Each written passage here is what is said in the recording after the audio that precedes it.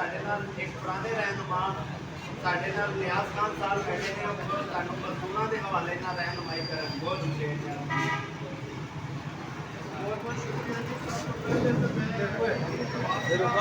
ਮੈਨੂੰ ਲੱਗ ਗਿਆ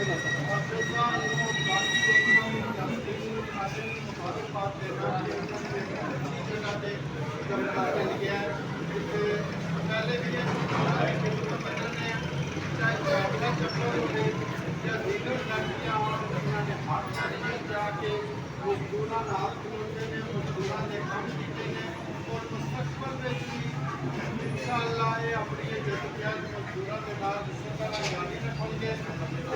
इस बार फिर मुबारकबाद कि इस जगह से मैन रोड से इन्होंने मिला इस तरह दफ्तर बैठ के पहले मजदूरों की खिदमत कर रहे हैं और ये खिदमत का सिलसिला जो है ये जारी रहेगा और आप लोगों के ताउन में बहुत